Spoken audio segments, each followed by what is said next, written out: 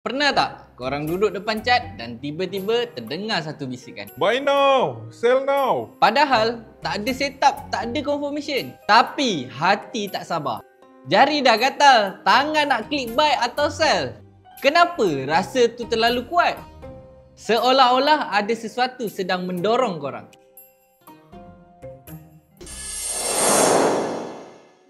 Hai guys, selamat datang ke Sri Academy dan nama saya Syam. Kalau korang selalu tiba-tiba nak entry sekarang, ketahuilah korang tak keseorangan. Tapi, adakah ini cuma naluri? Atau sebenarnya satu perangkap halus ciptaan market maker? Hari ni kita akan bongkarkan apakah perasaan ni sebenarnya. By the way, kalau korang baru dekat sini, jangan lupa untuk subscribe ya. Jom kita mulakan. Ramai orang kata ini soal tamak, tapi realitinya lebih mendalam dari itu. Rasa nak entry sekarang datang daripada 3 sumber utama. Overexpose kepada chat. Makin lama korang tengok chat, makin banyak ilusi setup akan muncul. Otak mula isi tempat kosong dan cipta naratif sendiri. Dopamin akibat pergerakan candle. Candle yang laju, spike yang sebenar, semuanya seperti permainan psikologi. Korang terasa seperti berjudi walaupun korang fikir ini analisis. Fear of missing out ataupun FOMO.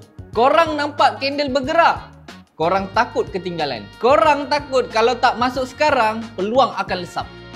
Apa yang korang tak sedar adalah semua ni memang direka. Market direka untuk buat korang rasa perlu masuk sekarang. Kerana bila korang masuk dengan emosi, institusi sedang tunggu korang untuk makan korang hidup-hidup. Saya ada kenalan seorang trader ni. Ilmu teknikal memang power. Tapi dia ni ada satu kelemahan. Setiap kali dia nampak candle movement yang besar, dia takkan tunggu, dia akan terus entry. Satu malam ni, pair GBP spike 100 pip. Dia tak tahan, dia terus tekan buy. Tapi dia tak sedar yang spike tu hanya stop hunt. Market reverse 300 pip dalam sejam. Modal dia $1,000, habis MC semua. Dan esoknya dia cakap dekat saya satu ayat yang saya takkan lupa. Aku rasa macam ada sesuatu. Bisik suruh aku entry. Di sini kita tahu, market ni bukan sekadar angka dan candle. Ia adalah medan perang, emosi dan manipulation.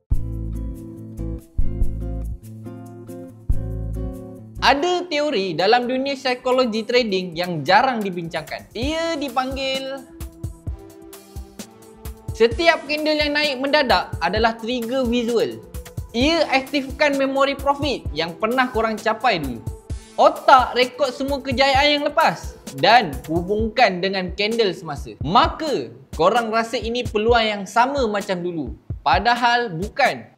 Market maker tahu benda ni. Sebab tu ada candle besar tanpa volume, hanya untuk tarik perhatian sebagai umpan. Bank besar tak entry ikut emosi. Mereka ada SOP yang keras dan disiplin macam besi. Mereka guna volume sebenar, bukan candle kosong and diorang tunggu kadang-kadang berminggu-minggu untuk entry.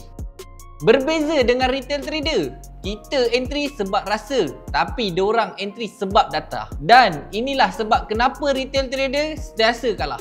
Dia ibarat kita lawan sniper guna parang tumpul.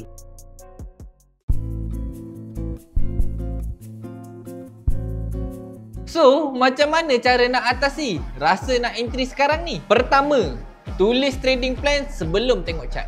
Kalau tiada setup, dalam plan jangan entry. Plan dulu, analisa kemudian. Kedua, gunakan timer untuk tengok chart.